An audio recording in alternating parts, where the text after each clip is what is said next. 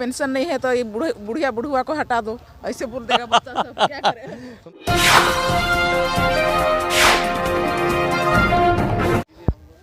वर्ष ये वाला नियुक्ति वर्ष है।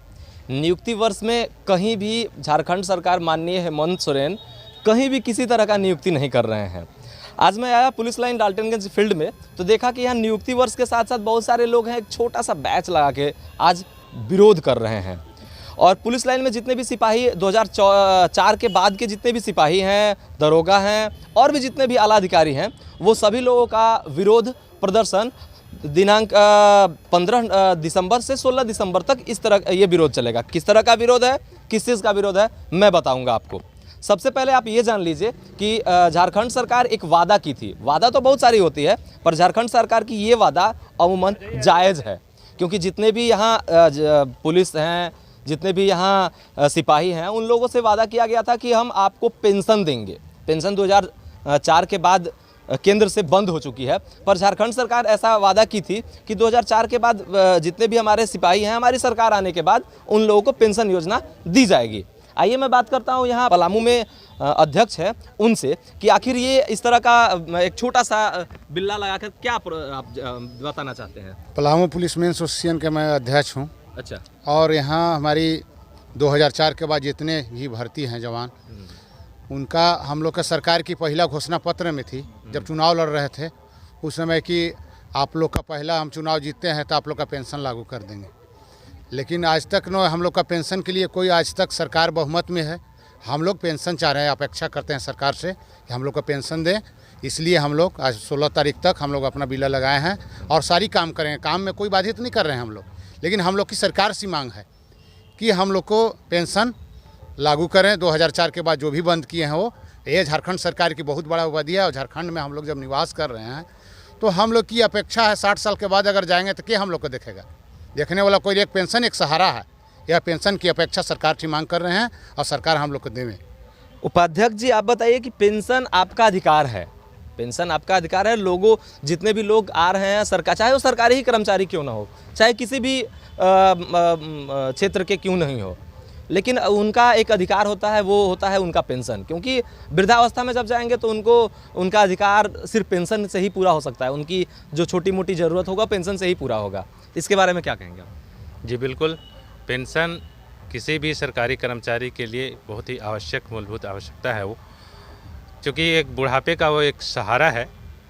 अभी हम लोगों के 2004 के बाद नियुक्त जितने भी कर्मी हुए हैं, कुछ ऐसे भी कर्मी हैं जो सेवानिवृत्त भी हो चुके हैं, उन्हें पेंशन के रूप में 2000, 1500, मैक्सिमम 2500 इस तरह से पेंशन के रूप में दिया जा रहा है, जो जीवन यापन के लिए पर्याप्त नहीं है। हम लोगों की पुरानी पेंशन की मांग है। पुरानी पेंशन हम के लिए राष्ट्रव्यापी आंदोलन भी हम लोगों के द्वारा चलाया जा रहा है।